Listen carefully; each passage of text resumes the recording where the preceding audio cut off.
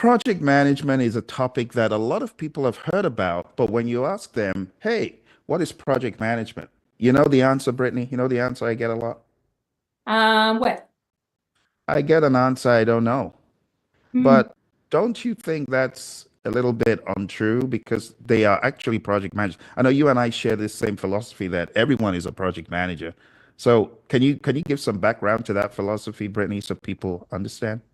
Yeah, I always say we're all project managers, a lot more in our personal lives, honestly, than in our business lives. We just don't even realize that we're doing it. So once we highlight some of these key knowledge areas, I think people will be a lot more inclined to agree with us. Absolutely. So there are 10 areas of knowledge in project management, and we're going to just go over these with you.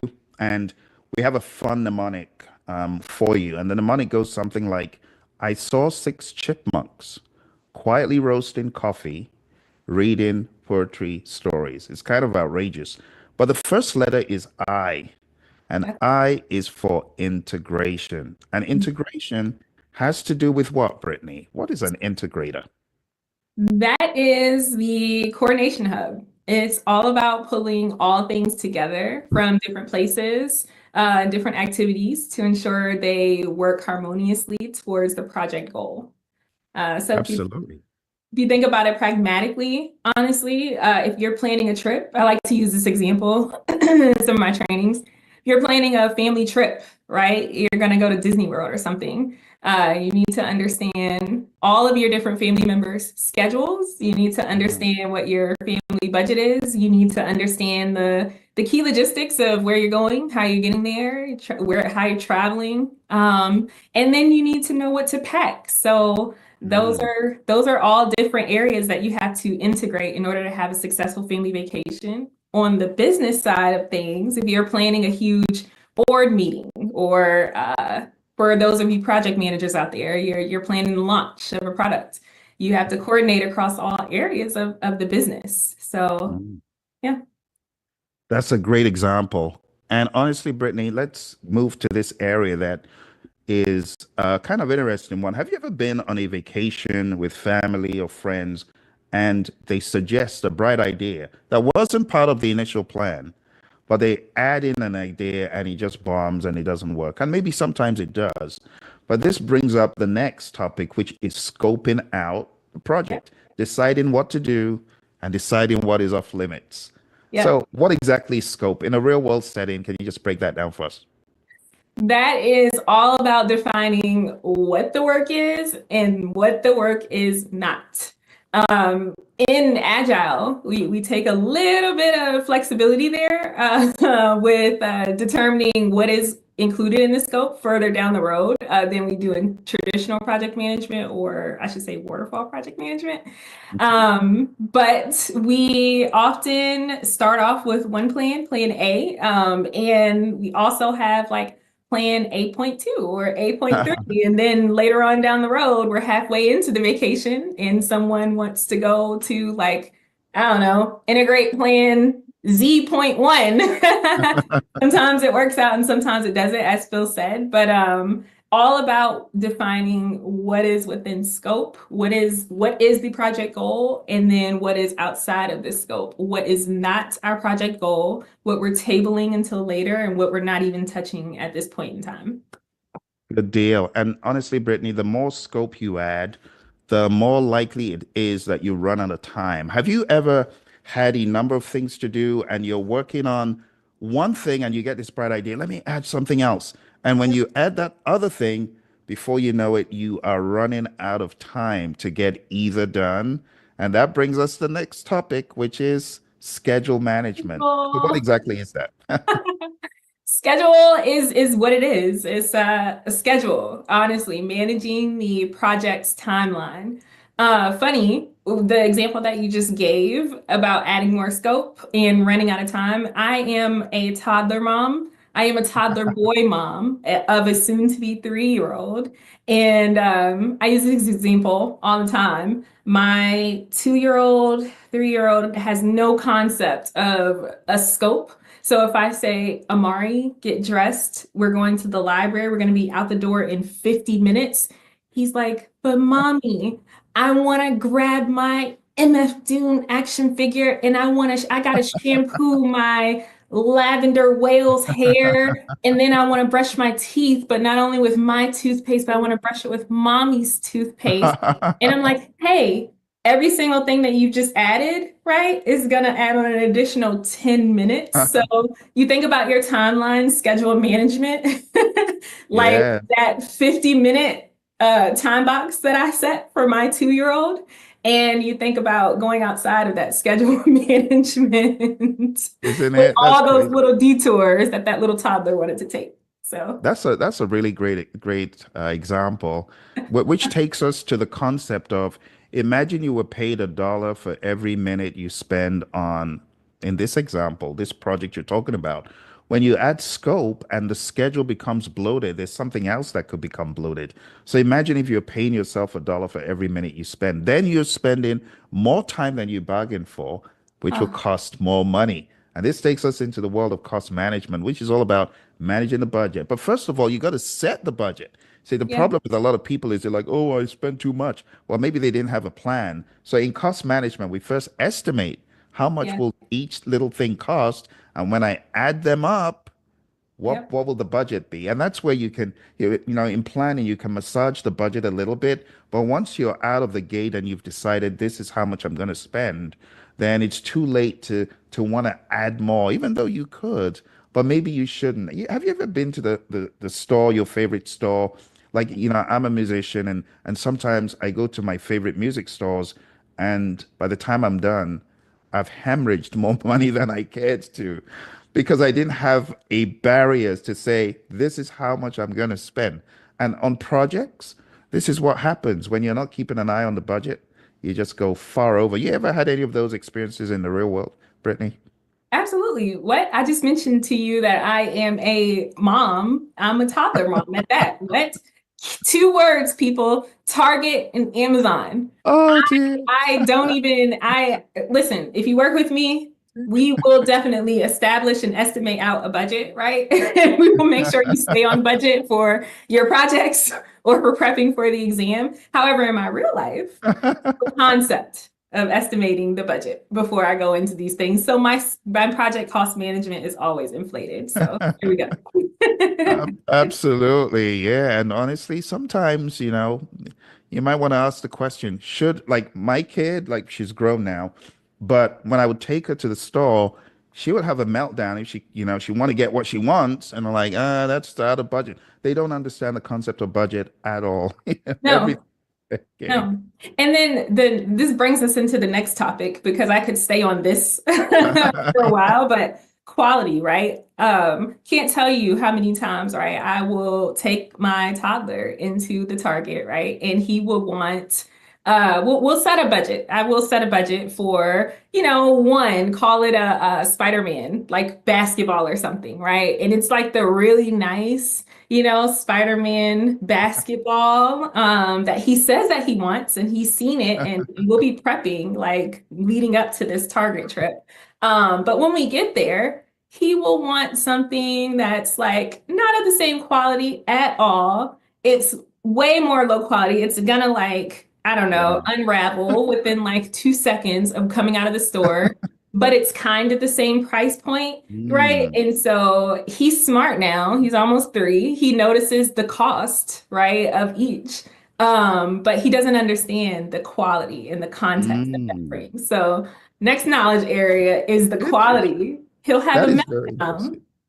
Which, Yeah, I like that. I like that. I yeah, never really thought about quality in that lens, but you bring up a good point, Brittany, because quality is in the eye of the stakeholder.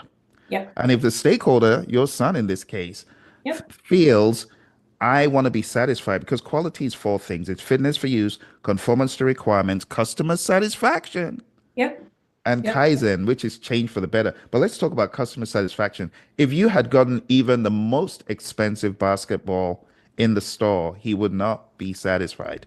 So No, quality is many things. It's yeah. interesting. Exactly. Even down to, and if you want to think about it more technically, right?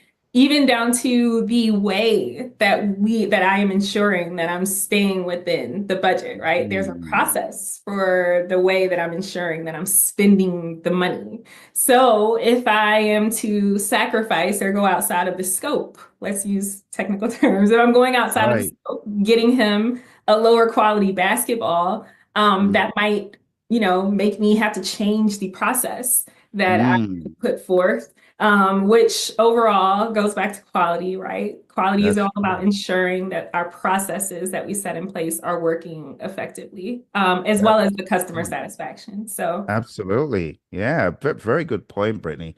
And I'm sure those people who are going more into the world of PMP, they'll begin to think about what you said because we can have quality in terms of a product meeting requirements and being fit for use. And if you deviate from what was stated, you need a change order of some sort so that yes, the paper trail is yeah, in place.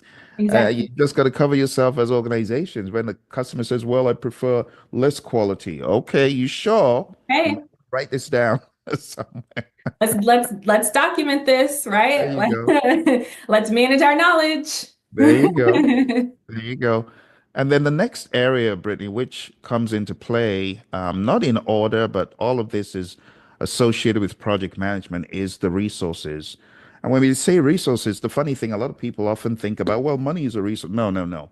Money is in the cost area.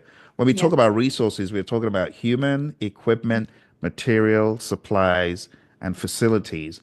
And one of the things that always comes to mind, not because I'm a foodie or anything, is resources for dinner or resources for breakfast. Because when yes. you think about it, you need eggs, sugar, milk, flour, whatever it is Yeah. to create whatever you're doing in the kitchen. But when you think about resources, what comes to your mind, Brittany? Honestly, the toddler example. I can continue down this line. There's like Mm. no shortage of stories, but I think if we're sticking with my toddler being in Target, right, with the Spider-Man example, or the basketball example, a resource that comes to mind is my car. Honestly, how are we Oh, getting to the store, to mm, buy to accomplish, Project Spider-Man basketball? Like, how are we going to get to the store to do that? How are we, what are we going to use? Like, what method of payments am I going to use? Not mm, so much the quantity or the amount. It's like you said, that's back in cost management, but the resources, the materials, right, to mhm. effectively execute the task Yeah, purchasing. a shopping cart. Yeah, shopping cart. Yeah, yeah. And then also the more important, or not more important, but the equally important piece to the resources part, right, is the stakeholders. So Yeah, yeah, myself as the project manager, and that's then right. my son as my primary customer, right? That's So right. if I We all have have a part. project team members, my husband, he's not there at the moment, right? But I'm constantly communicating with him, which the next Yes, one, I won't get there, but constantly communicating with him as a member of my project team, keeping him informed. that's right. So yeah. That's a great way of looking at it. I love the toddler example, and I'm sure everyone can relate to that. And let's go to the next level because you talked about constantly communicating, which takes us to the next one, which is communications. And Yes. communications is really just keeping everyone informed, distributing information, giving everyone a heads up, and then looking in the rearview mirror and saying, was that a good way of communicating? Should I have used face to face? Should I have Yep. used phone? Should I have just sent a text? So it Yeah. all depends on the urgency. How do you see communication, Brittany? Yeah, exactly like that. Exactly like that. So we have something that we like to call RACI chart. RACI stands for responsible, accountable, forgot what the Consult. consult and inform. Yes.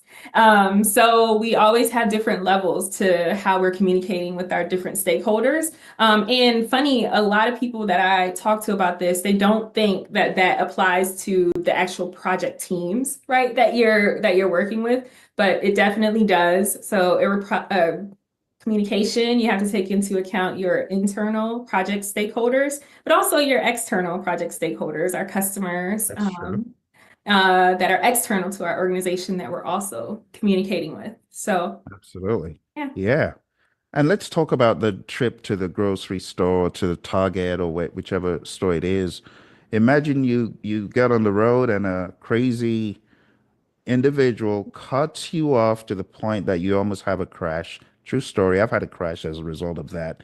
But Oh, imagine that almost happened, right?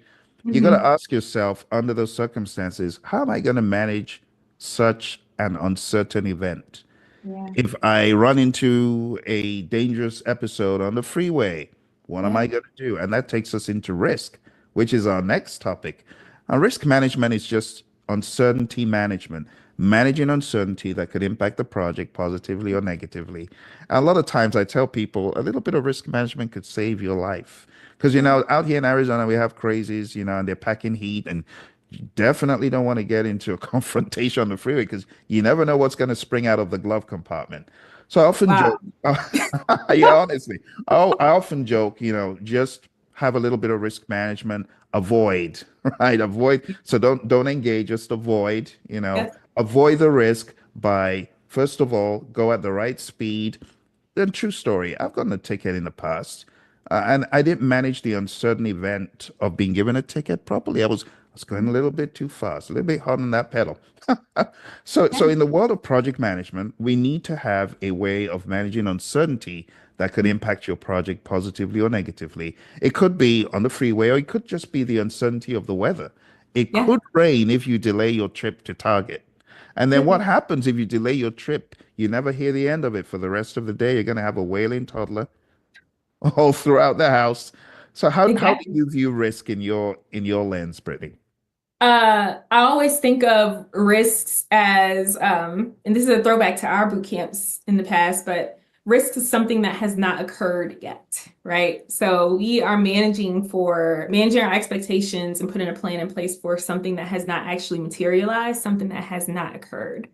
And one thing that I always like to take into account for is managing the risk that the customer is not happy with a Mm. deliverable or they're not happy with the quality Oh of yeah. how the processes are going. So I always like to plan for, yes, physical risks and Mm. overages and Mm. schedule risks, but also customer satisfaction, quality management, things of that nature. So That's a brilliant, brilliant way of bringing all those concepts in because you have a risk of a stakeholder being unhappy, a risk of many other things happening, and it's really just managing all of those uncertain events. So over the past also, number, sorry, I was go just on, gonna Brittany. say, we are talking about our project knowledge areas, right? But we have something else called our process groups, Process 5 scripts. process groups. So when I think about risk, right, I always think about it from a planning risk or planning Mm. angle. So first process group is called planning and project management. When I'm planning, I am doing my due diligence as we all should be doing in this stage, but to getting to know our stakeholders, right, and their level Mm. of risk tolerance and their level of excitement, right, about the Mm. project and our goal going in, how they are feeling about it. So when I'm thinking about that, in the very beginning, before we were even getting started, I'm taking into account that risk management for customer satisfaction there as well. And that goes back to doing your due diligence and knowing your stakeholders and how they feel about your project before you even start it. That can help you Mm. in the long run. That's a brilliant segue, Brittany, because risk, as we've said, could touch everything, and you need to plan, be proactive, because you're right. In risk, we have 7 processes, and out of those 7, 5 are in planning. Ooh, Yeah. Yeah. 5. That's Yes. a lot. Yeah. Good A point. lot of stuff. Yeah. Yeah. So after risk, what comes next? There is procurement management. So that's all about how you are actually purchasing the products or the services or the results needed to be successful on your project. So this involves any type of contract, vendor processes, suppliers. So you're talking about conducting procurements. We talk a lot about RFIs, RFPs on the government contract side, controlling procurements. I Oh, know people are going to pull their hair out, Brittany. What's I what's know. You've I introduced some know. alphabet soup that's going to make people scratch their head. I So know. RF, what is, it Re- sounds like radio frequency something. Oh, okay. Sorry. Again, I'm in DC, guys. So we have acronyms for everything. Request for information. Okay, okay, And then we have RFP, request for proposal. okay. I'm all Um, right now. Yes, yeah. So I could go down the line, but basically all you need to know is it's an organization or an entity putting out a call for, they're saying basically, hey, we want to buy something or we think we might want to buy something for one of our projects in the future. We either need you, A, to provide us with some information based on your expertise into how much this might cost. So that's the RFI side. Or we need to actually accept proposals from you so that we can choose, the best price that we want to pay. So that's the RFP side.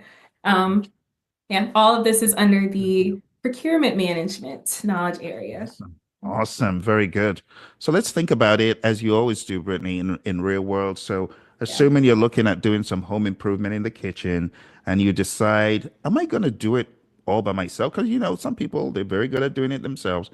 Or you could ask the question, should I just consult it out or should I consult little pieces? Maybe it's just going to be the countertops that I consult out. I contract it out to a vendor, to someone, but I do all the others. The moment you decide to do any piece outside of your own resources, bringing someone in to do it, we're now talking about procurement. So anytime you want to get a service or a good, we're talking about procurement. And the RFP, RFIs that you talked about are very important because without those, the vendors won't know that there is such an opportunity.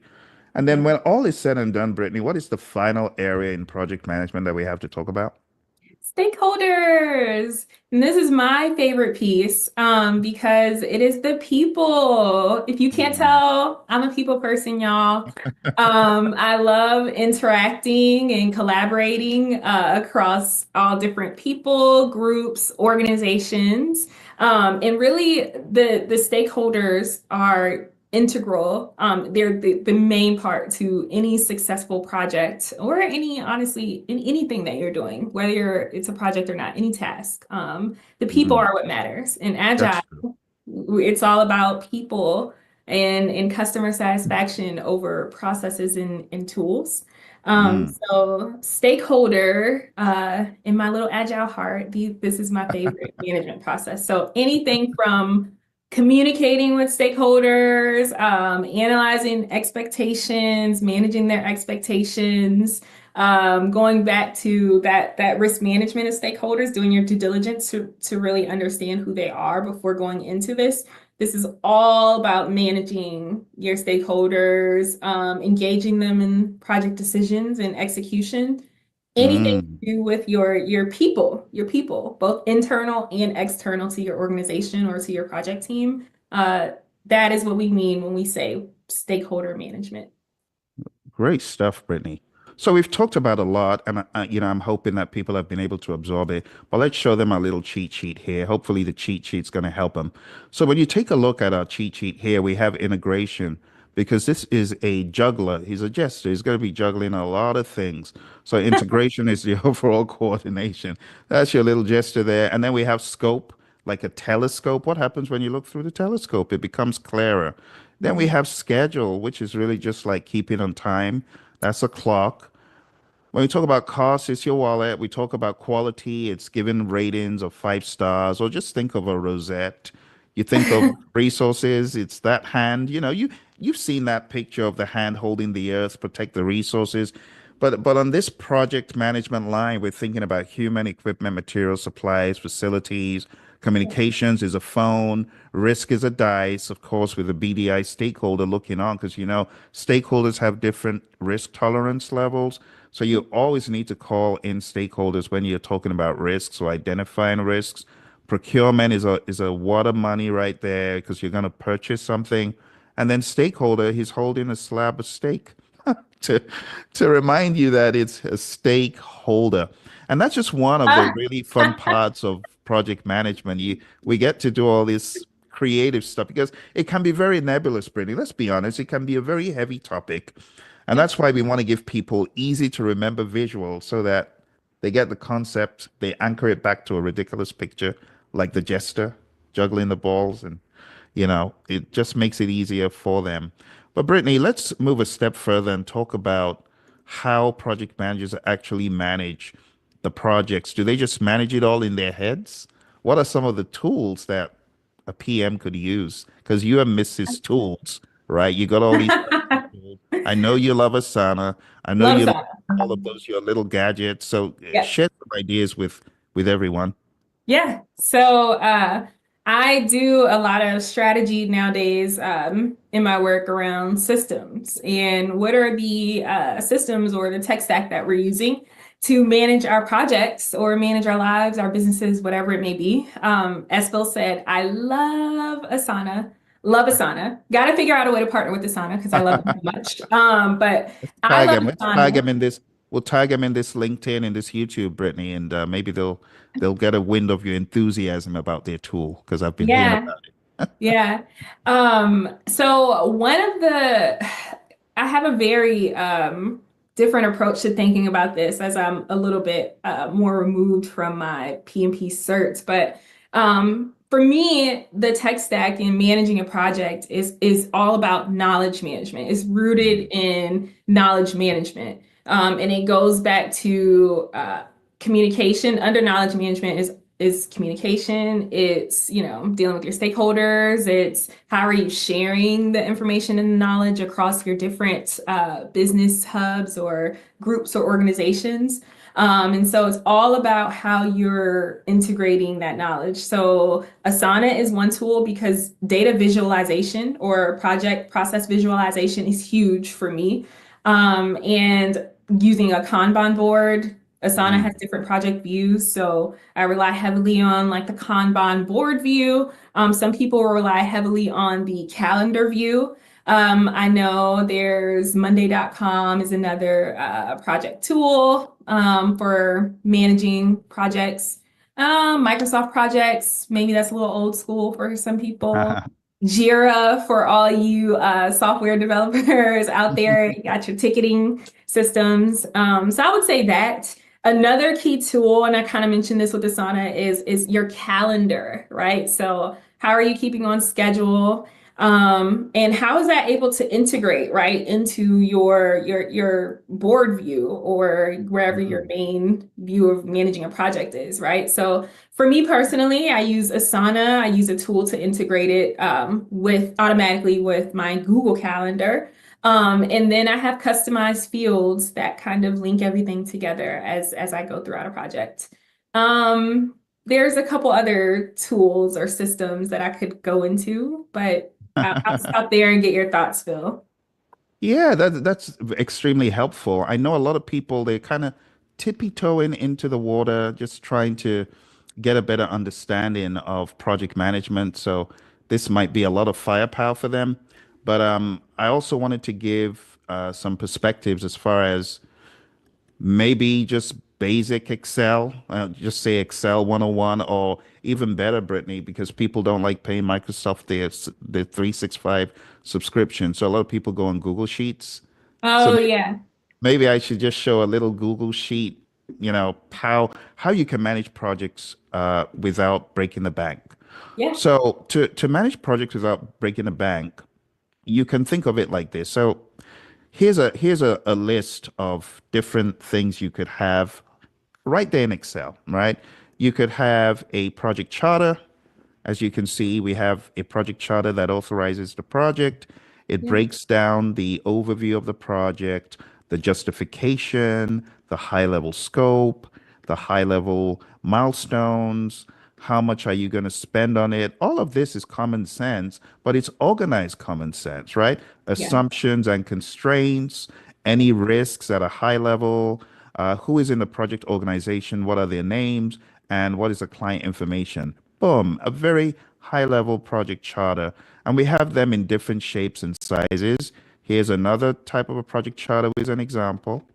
Here's a blank template so you can see it's not as intimidating. It's quite small when you break it down. So that's one of the holy grail documents of PMI. No charter, no project, right? Here's a stakeholder register, which Yeah. you would put in all these stakeholders Brittany's always talking Yeah. about. You put in their name, their title, contact Yeah. information, and you can just keep being creative as far as what information you glean from your Yeah. stakeholders.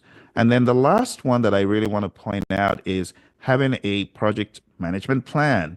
So this is a plan for how to collect the requirements, how to manage the scope, as you can see over here, how to manage the schedule, and you've got some high level milestones. How are you going to manage the cost? What is the cost at a high level, quality at a high level, resources, communications, how are you going to communicate with the stakeholders? And then we have risk, how are you going to manage the risks, procurement, and stakeholder, and then mention of baseline. So all of this can be fit into one cohesive document. Now, beyond I- this, go on, Brittany. no. Go ahead. I'll let you finish this. Oh, so beyond this, I was just saying that we have many other potential documents. We have a team charter for how the team is going to behave, how they are going to follow ground rules. We have just different I could go on and on, but I hope this gives people an idea that we're not just flying by the seat of our pants, right? We have things like a WBS, Yeah. as you can see here, that breaks down the work into smaller pieces just to make sure we've really thought through every step. Some projects will benefit more from this than others. If it's a short project of 1 or 2 days, it might not be prudent to spend so much time building a fancy Gantt chart like this or having a very laborious change request process. As you can see, we have change logs, we have a process for a change request, we have team charters, we have reports, 4-up reports, detailed reports, as you can see, or very high level summary reports. We have communications plans. That's the RACI Brittany was mentioning a little while ago, a RACI chart. You have those in there as well. You have plans for your resources. And I could go on and on, but again, it's really more about tailoring. For those of you who want to kind of tippy toe into the world of documentation and project management, you could go to projectmanagementdoctor.com/30 day and just click on the free repository. We got a repository of free sample project management documents. And here are many, many documents. A number of these were made available by the Center for Disease Control and Prevention. And that link is no longer available. So I put them all into this one little repository, and you Mhm. can go in there, download them, and play with them. And again, it's projectmanagementdoctor.com/30 day.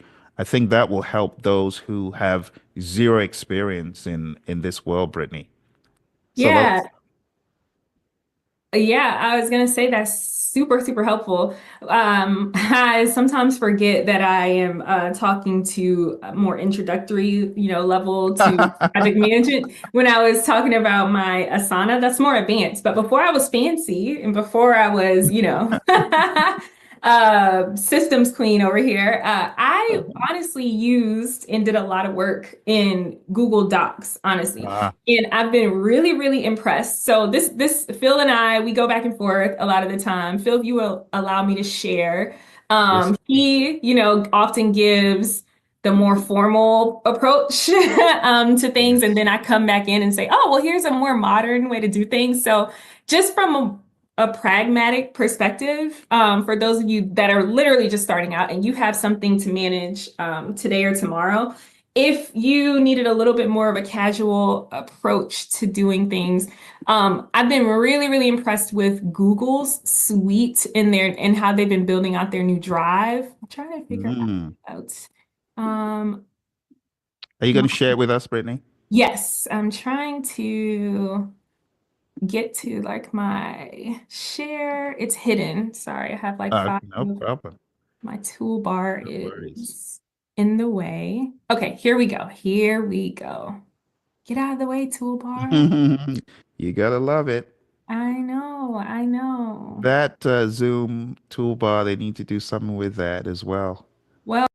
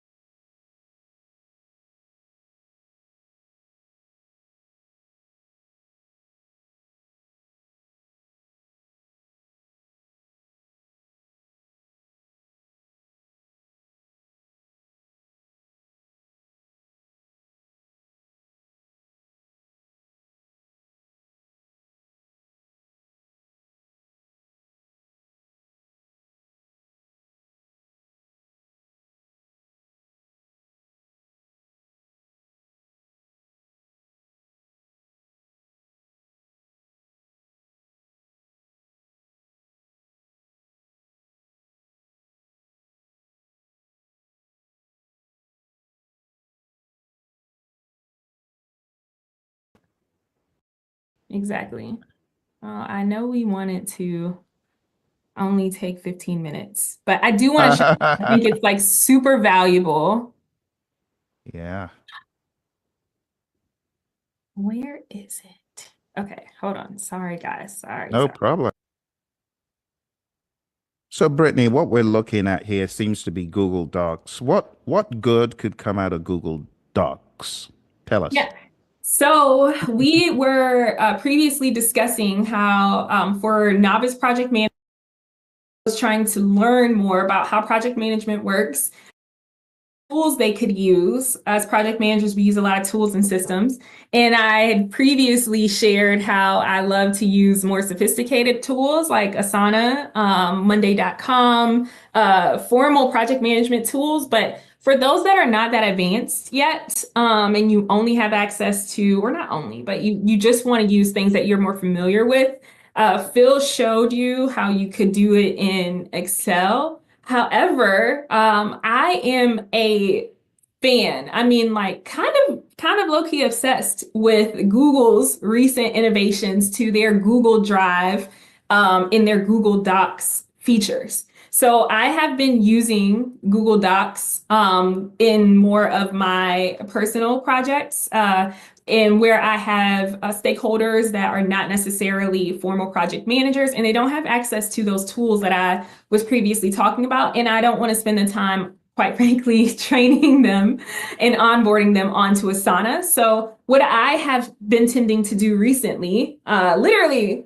I just used one last week, is building an entire project plan in the Google Drive suite using Google Docs and their custom building blocks functionality, as well as some other features. And I just kind of want to show you guys, walk you through how to do something like that here. So you can literally take this and, do this in your spare time, or maybe I'll just share this as a general template, and you can feel free to access it, for free whenever you need it. But yeah, so let's start. So right here on my screen is a blank Google Drive, Google document in my Google Drive. Yeah, Google Doc in my Google Drive, blank, just opened it.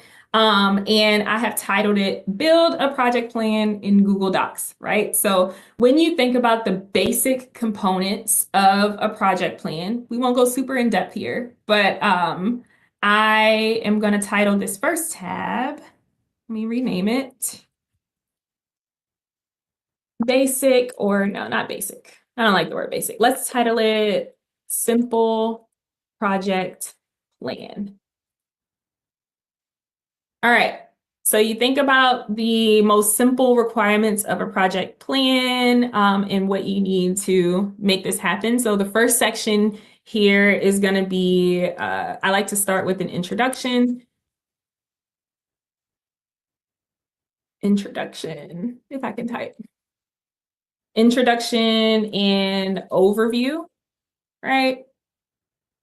And this is me. You can, again, customize this to however however you want to reflect this in your organization. Introduction and overview. Let's talk through project goals. Project. Oh, He's sneeze. saying we're going too hard, Brittany. He's saying we've done too much. Well, so you've heard me reference, I'm a systems strategist, and part of my way of staying on task and successful in my day-to-day life is scheduling breaks, That's scheduling my good. day. Pomodoro method in some way. That's good. Yeah, I mean, hey, if you want to see what my actual calendar looks like, we can do that, and then but maybe that's another video, Phil. Definitely. Heading one, let's see. So I like this, and I did this as a title. So I like to use Google's built-in functionality to keep everything consistent. And you can go through and customize how, your fonts, all of those things. But let me see. Let me just call this simple project plan. Make this the title. And I like to just do this all up front. Yes, it's a lot of legwork, but you want things to be as consistent and organized as possible. So project goals, project scope, project timeline, stakeholders. We'll stop here for now. Make sure you apply all heading ones to these. And let me just add project to keep it consistent. Okay, so you'll see here on the left, as you apply the heading or formatting functionality, that is what guides your document tabs here on the left. And so as you're adding in, right, introduction and overview section, just give a little bit of background. Give a little background on the origin of your project, why it's important to your business or organization, and how it manifested.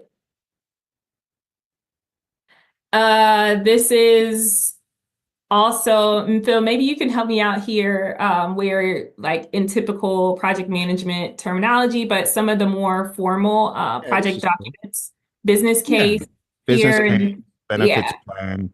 yep, Yeah. yep. So yeah, here introduction and overview, project goals is It's like your project charter, really. Yep, project charter. Yeah. Here, let me put this here. Project charter. Project goals, simple. What you want to accomplish, and you can, do this out goal 1, goal 2, goal 3, XYZ here. Make that pretty simple. Project scope. We know what a scope is, or you will learn what a scope is.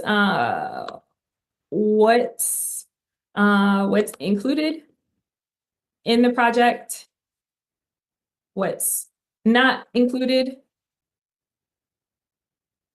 in the project. And again, we're just starting off with,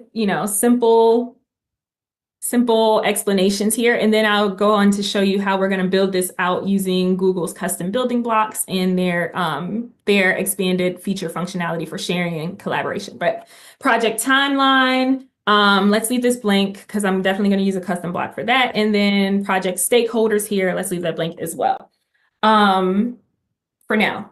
So introduction and overview, yeah. we're just going to have a little bit of background here. Project goals, what you want to accomplish, project scope, what's included, project timeline. So here, right, what we're going to do is you can either press the @ sign to bring up this expanded functionality that Google has. And I always like to scroll down to the building blocks section. And you're going to click the expand arrow over here. Sometimes it'll say more. And here, take a break. Thank you.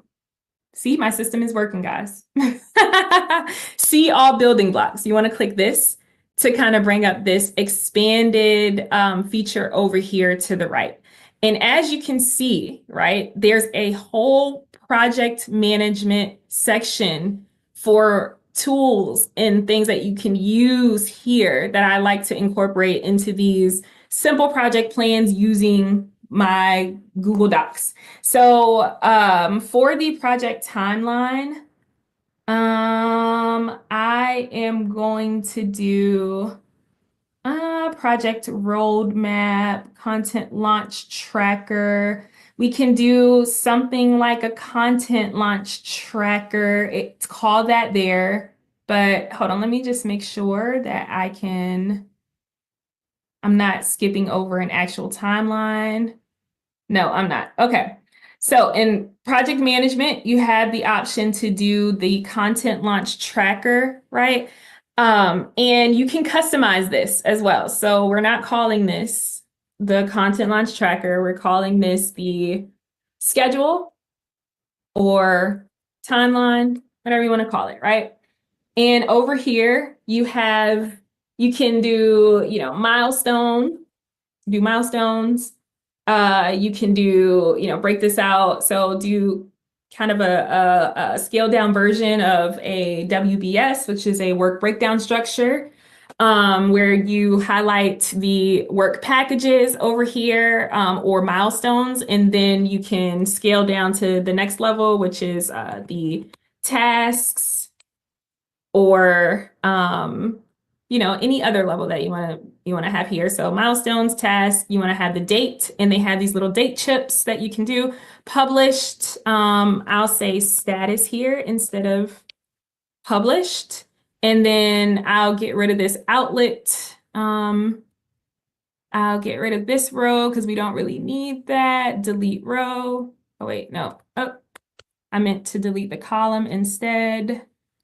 Delete the column. This is all about, and then content, I would call this resources, or for my creatives out there that need a simplified version of this in your work, I tend to call my things assets. My marketing people, shout out to y'all. Y'all know what I'm talking about. Assets, resources, and you can link here. And then I also like to incorporate another column to the right of this. I like to have a notes section, especially if you're going to be using this to collaborate with multiple different stakeholders. So let's just kind of pop this down to the next page. So everything will be on one for purposes of my demonstration. Okay, so for milestones, right? I'm gonna say kickoff call. And then the task for the kickoff call, one of the tasks is gonna be send calendar invite. So anything in your task backlog that pertains to a kickoff call, what else? Send calendar invite, finalize agenda,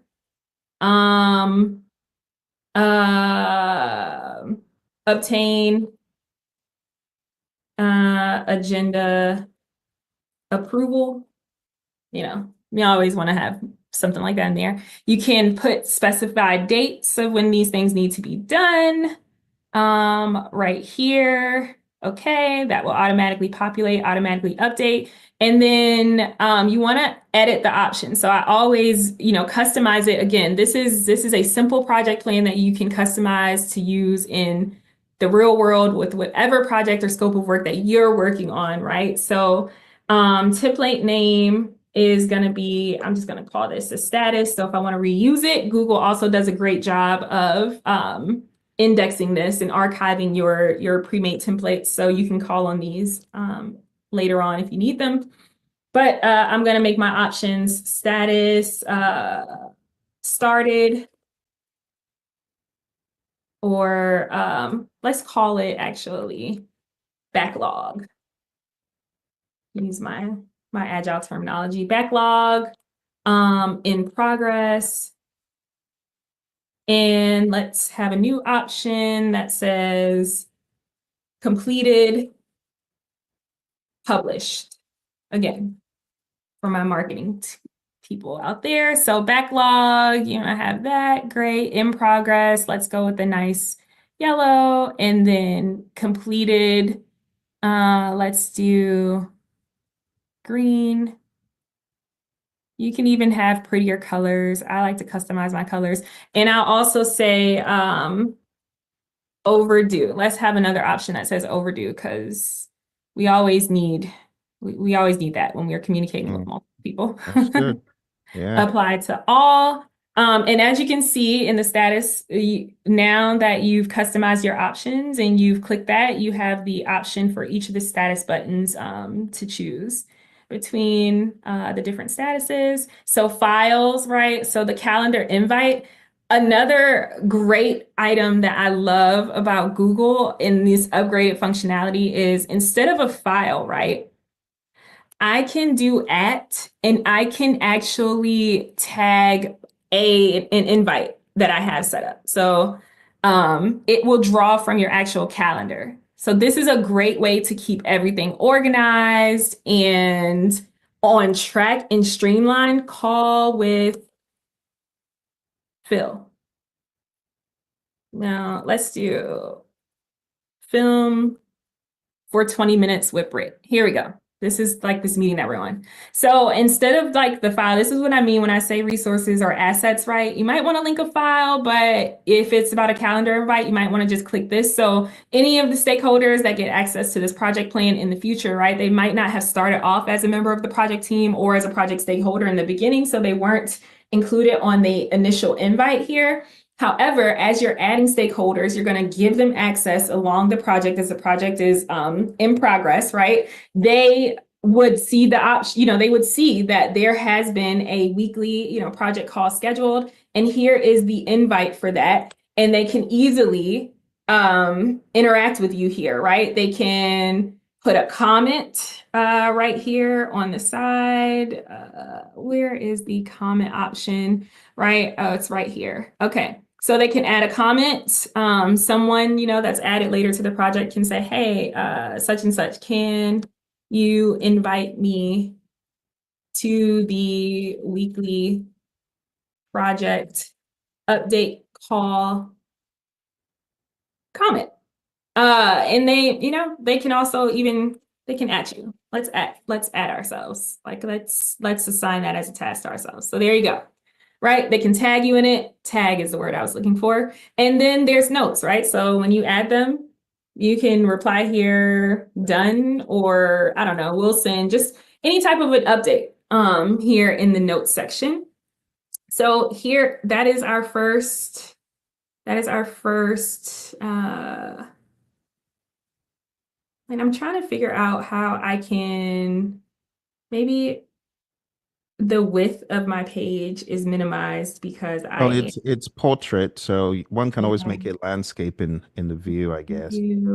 Let's see, because there is another format, maybe. Yeah, there's another mode that is like orientation. Switch to pageless. This is this is what I love. Oh gosh. Okay. So that's nice. The pageless format in Google, it has been a game changer for me, as I like to customize everything. So I am a project manager, have a PMP. However, I've always largely worked with my PMP and project management in more creative spaces, the more creative projects.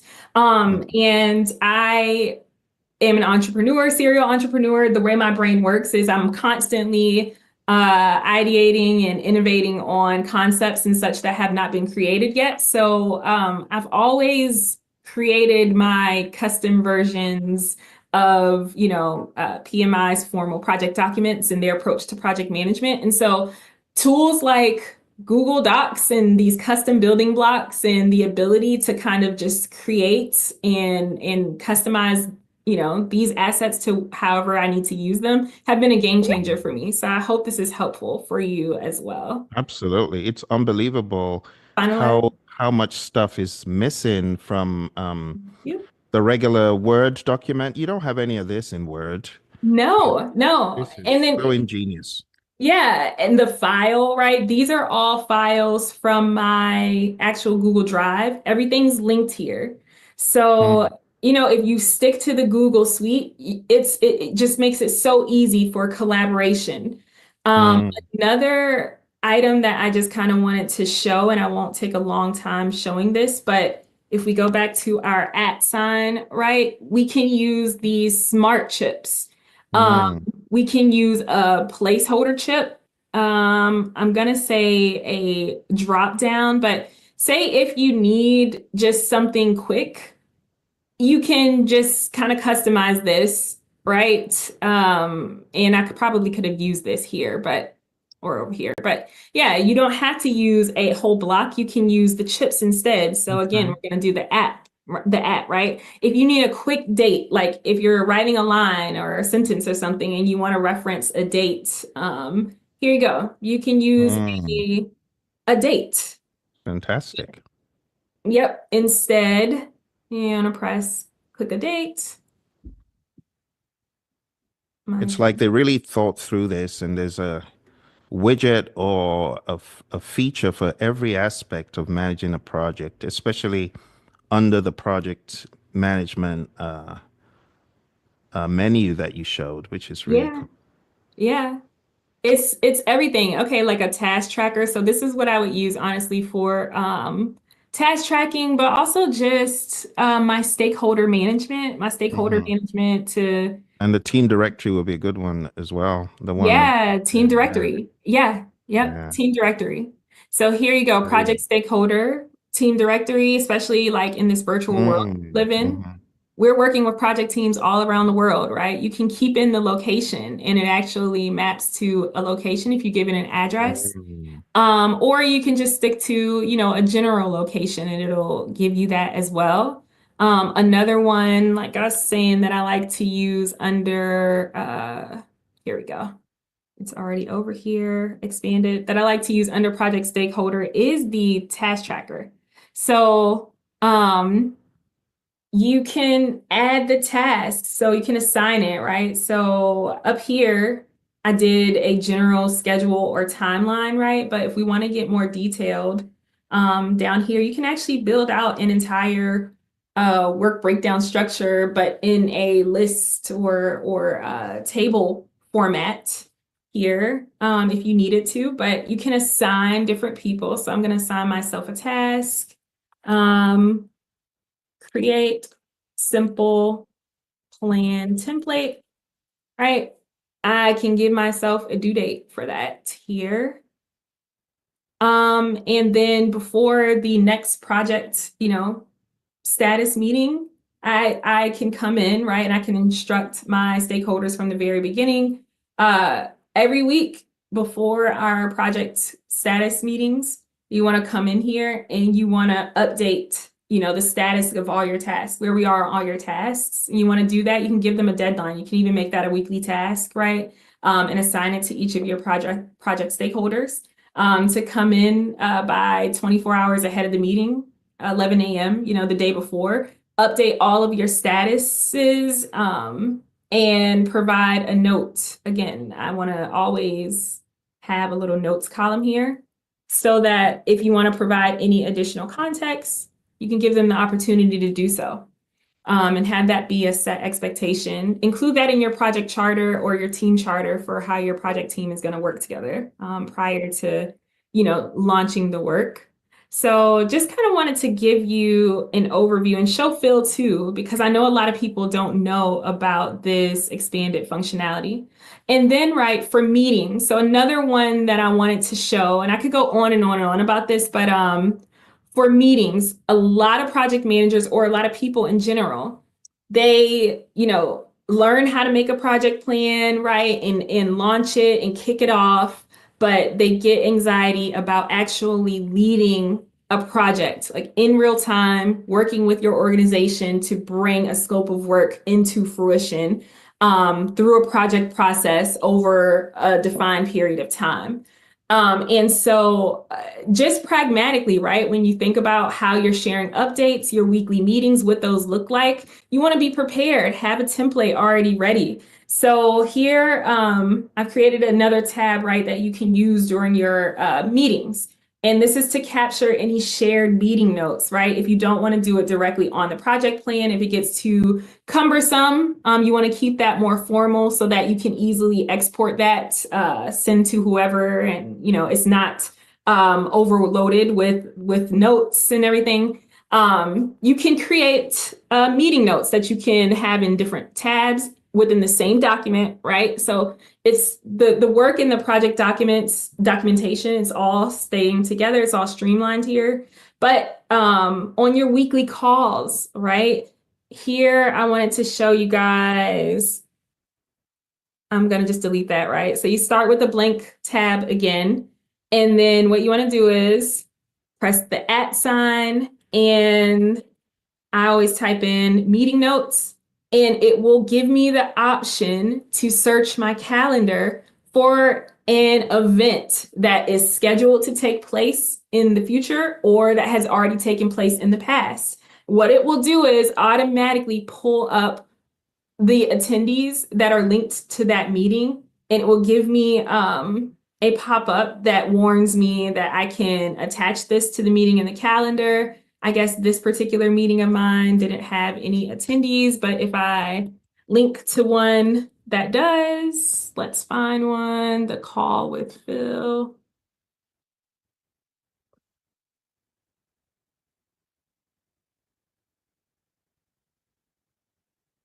One-on-one, feel free. Okay, here we are. I won't show your address, Phil, sorry. But so here we go, right? Share meeting notes. It would say some attendees don't have access to this document. Meeting attendees won't be notified when sharing this file. I will never, don't ever click don't show again, right? Because you always want it to pop up and remind you when you're doing something like this. But I'm going to click share and attach. This says, people need access, so I can customize the level of access that Phil is getting to this document. I'm going to go ahead and share it with him. It's going to give me another pop-up. I'm going to say share anyway, right? So as long as you're detail-oriented when you're doing this, you won't be sharing with anyone that you don't want to share with. But I would say, yeah. But this is so simple, right? So for this weekly project call, you want to have your agenda. I change the notes part often. If I'm using this in an actual meeting, to my agenda. I change this from bullets to have an actual numbered agenda, project, status, update, new items for discussion. You can put time here. And then document next steps. And so as I am running through this agenda through the meeting, right, there's going to be action items that come up. I can go ahead and document those action items, but even further, I can say update file ahead of next meeting. I can go ahead and create tasks right here in the moment. I'm going to assign this to Phil. Maybe I'll assign it to Phil if he pops up. Okay, maybe I'm not assigning it to Phil. I'm going to assign it to myself, and I'm going to assign it to me to be done in a week, right? So now I've created this as a Google task, and myself as a person, that the assignee, I will be notified that I have tasks to complete. So That's really awesome. yeah, this is just a light overview of how you can use a tried and true resource that we all know, Google Docs, Google Drive, to create, a simplified version of a project plan. I mean, and honestly, with the custom blocks, with the Crazy. chips, Yeah. you can make this as formal as you need You to. So, can. The sad thing, Brittany, is a lot of organizations, they look down on Google and they kind of ban it from their network. But for those who haven't, this is a low cost, low risk. I mean, it is so intuitive. I was so just beside myself when you're showing all these blocks on the right. Oh, it's even got emojis, of course. I and mean, this is Phil, the way forward. and like I love collaboration and engagement, right? Mm, hmm. As I am, in this document and leading meetings, running meetings from my, Google Docs plan, I'm Mm, encouraging my meeting attendees to log on and to engage in this with me, right? mm, Some hmm. people don't have time, especially if you're using this for perfect example. I am on the leadership team at my church, and I am leading the task to launch a Christian academy in our community. This is all done outside of working hours. This is all done, voluntary. Some of my committee members don't have time to update the status prior to the meeting. So I encourage them throughout the meeting, right, to take 5 minutes. We Right. pause, we take 5 minutes of silence. Everyone goes on mute. They open the document, where they have access to it, and they update real time. So, and then Mm, we run through it that way. And that is another tool that I, in running, facilitating project meetings that I learned from my time at Amazon, um, mm, is having like brain time, if you will. That's what I yeah. call it, brain time to review or update documents together in the beginning of a meeting on silent, and then we discuss things Fantastic. together. So yeah, Great plan. yeah. Wow. Well, this has been an absolutely loaded masterclass on project management. And for it to be a masterclass, doesn't have to be all the advanced stuff. We don't have to show you this one or the Oh, let me big show mine. brother. You Hold got on. its big brother. Oh, that one.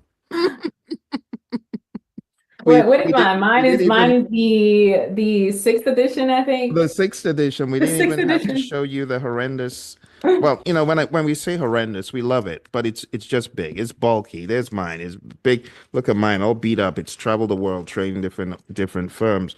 So while we love all of this stuff, and Brittany, you've got your notes from Oh my gosh. our adventures in with Roy back in the day. Yeah. From Yes. 2020. God. Wow. I Wow. know. But And I often pull, look, I have pages falling out of here. this But was a I good time. often pull this out, right? Because Hmm. and this is a practice that I like to encourage my mentees to do, is to, as you're learning material, Mm. paraphrase and take notes, Yeah. that, so that you can really understand pragmatically what the technical concept that PMI is alluding to, what that means pragmatically, how you would apply it pragmatically. That is how you learn. Take those notes instead of just copying down verbatim with the Mm. PMBOK says. Uh, Yeah. write in your notes, give a pragmatic application to the term or technique. Because what you will do is 5 years later, when you're training and creating content and engaging with this material, you'll look back at a tab that says Agile Notes from Mm. February 20th, 2020. And you will see your version of a risk charter. I have a detailed version of like a risk charter and how that would look in my organization. It's blurry, you can't see it, but I look at this and I know instantly what the context of that Mm. conversation was and how I can move Yeah. forward and apply it. So. Fantastic. It's a very good practice. You're very good at note taking and documentation and stuff. And that's why for everyone watching who wants to either take PMI's CAPM exam or PMP exam and you want a one-on-one coach who can take you to that PMP promised land, CAPM promised land, I would recommend that you hit Brittany up. So you're probably watching this on LinkedIn, or maybe you're watching this on YouTube right now. Just engage with her because she does one-on-one coaching. Some people, Brittany, they say, I did it all alone. I didn't need a coach. And that's all well and good. But there are a lot of people like me. I wished I had a coach. I just couldn't afford it. But I know Mhm. Brittany has very affordable vehicles for you to get coached, to get mentored. She will hold you accountable. She'll create a custom study plan for you, and she'll Yeah. show you how she got certified and help you unravel any of the complexities. Because she's done this for everyone from military and private clients, and she's Yeah. shown them how to pragmatize project management. So if Yeah. that sounds like something you want, I want you to hit Brittany up right now on LinkedIn. You're going to find her link somewhere below. If you're on YouTube, you can also find her at the links that we're going to put below so that you can engage. All right. Because I know you want to take it to the next level, or maybe you just want to build a Google project plan like Brittany showed you. Again, she offers consulting services. You can get her on your calendar and get her Yeah. to help you. So, Brittany, where do they need to go for this? Is there a site as well, or should they just hit you up on LinkedIn? You can go to LinkedIn for now. Sorry, I'm looking away. I have like 18 different screens, guys. Uh, Exit. Oh Let's bring dear. you back. Okay, here we are. Here we are. Hey, here we are. You can go to LinkedIn for now, and in my LinkedIn, you will see my Google Bookings link where you can actually request time on my Google Calendar. So, Awesome. Awesome. Yeah, you're looking at one of the best, one of the most pragmatic. So Brittany not only got certified, she began being a practitioner of what she got certified in by teaching others. Which arm of the military was it? Was it Navy or yeah, Navy DoD. So, DOD? Wow. yeah, Wow. DoD. So Mm-hmm. she immediately began teaching, sharing what she knew, and immediately began not only with DoD but also private organizations. So she's the real deal. If you're stuck, if you need help, if you need coaching, Yeah. look, this is the person to help you. It's almost as though you have a genie in the bottle telling you what to do, and she'll stop at nothing to get you answers. She's very diligent, very rugged, very dogged, very tough. So if you need someone to get you to that next project management level, or maybe you want to learn Asana, let's not even go there, Brittany. Please don't open it. But if you want to learn Asana, she'll show you, she'll help you. She'll Yeah. help you. All right. Yeah. I hope you've enjoyed this. And for those people who I know, some of you made a comment about the stuff that we were sharing towards the end because you were not able to see it. And I did promise you that before we round it up, that Brittany and I would kind of show you, kind of walk you through what it looks like in a clearer screen because it wasn't clear in the beginning. So let me just give you the top of the waves, and Brittany, you can just chime in. But I know we're at the tail end, so I'll just give people the top of the waves. And for those of you who had questions, I saw Yancy came on LinkedIn. Yancy, if you got a question, uh, just shoot it to us. Thanks for coming through, and everyone else who came through today, thank you very much. But let me just talk like from the perspective of someone who didn't know any of this until Brittany began showing it. So what amazed me was right here in Google Docs, of all things, right? Google Docs. When you open up a new Google Doc, you see this, right? Actually, let me start from the beginning. Let me just open up a new document. So this is a brand new document, right? In Google Docs. So it just looks normal at first, and all of a sudden, if you look close, you see this more thing up here. I was beside myself when when Brittany clicked on more, right? And hey presto, on the right hand side, you got meeting notes you can insert, as you can see, right? You got an email draft you can put in there. You got communication that you can do, meeting widgets that you can insert, decision logs. I don't know if you're seeing all of this stuff, decision logs, um, detailed decision logs. And I mean, you see, all of this stuff is just accumulating. You're pretty much making your own system, your own project management system. And then under project management, you've got the regular suspects, a review tracker, just unbelievable, team directory. And Brittany, I'm curious to know how you even found these things, because who finds buried treasure without being told? Can you hear me? I hear you.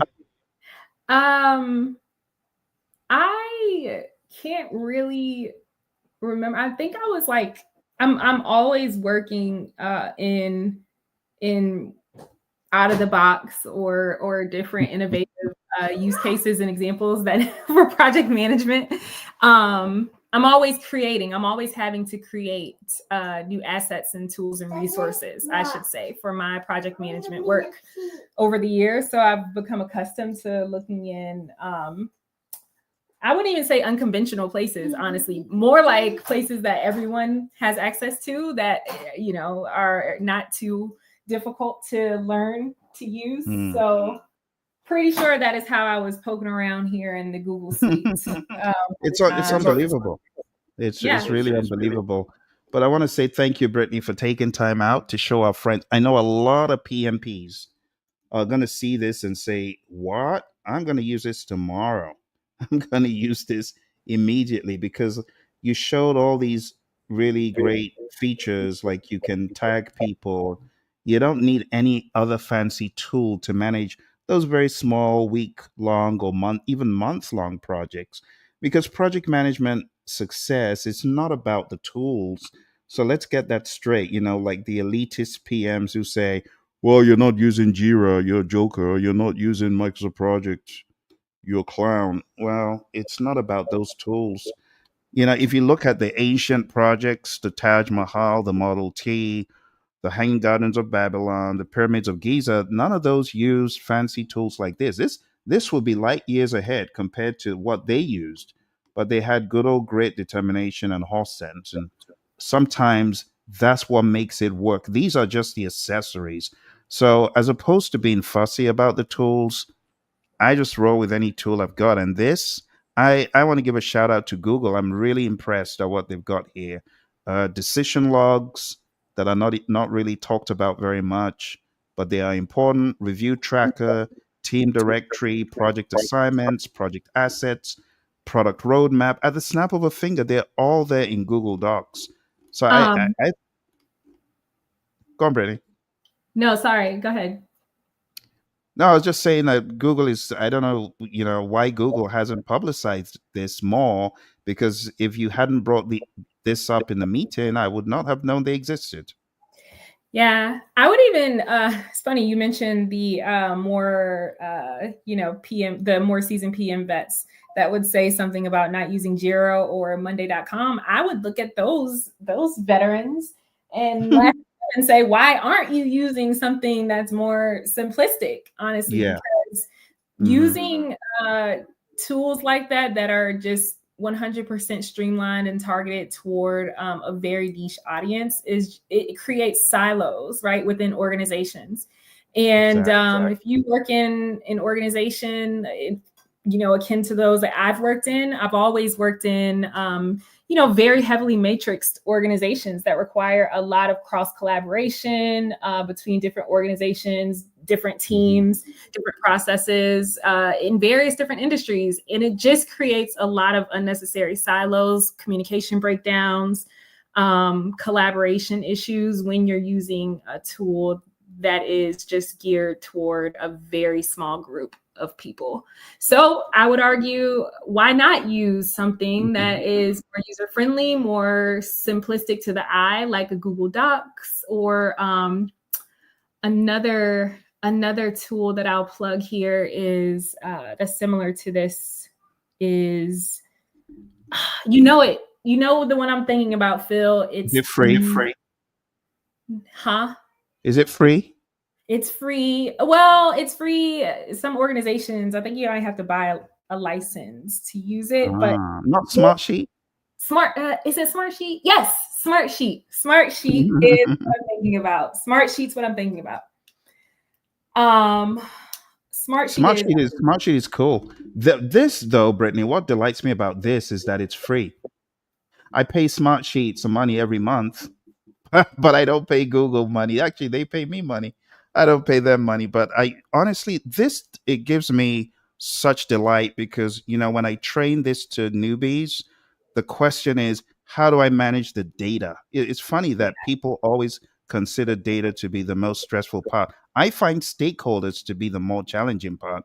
But for yeah, data, this is such a great repository. And it I is. quite like how Google have done it. I don't know if this is part of their Google's project management certification, or whether they've got a place they teach this. I know it's very simple, but it's very profound. It's usually the simple things that are the most powerful.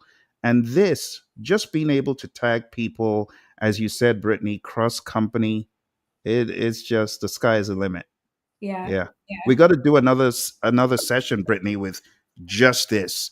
We got to yeah. show people how to max it out because it's quite exciting. I can geek out on this stuff all day. But Agree. anyway, Brittany, over to you. Let's round up. I was just gonna say, I see Yancey's comment. Every company has their own PMIS stack. Once you know one software, you can easily adapt to any. I would say just depends. Honestly, that you would think, right? That Yeah, lends you itself would to think. once you know You one, would think. you know Yeah. every.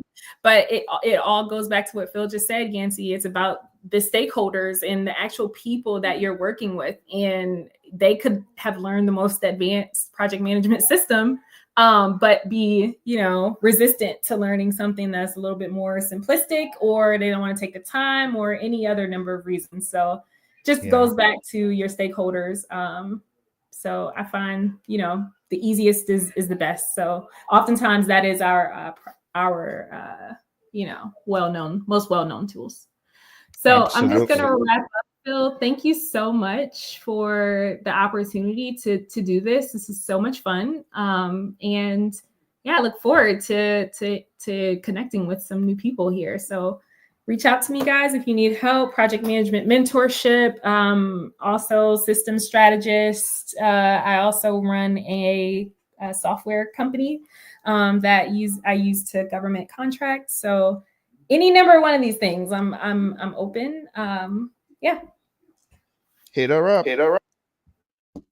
Thank you, Brittany. All right, my friends. Thank you, those of you who came through. Thank you for the PMP on the call. Thank you, Yancy, for chatting that comment in. We shall see you very soon. You take care and bye.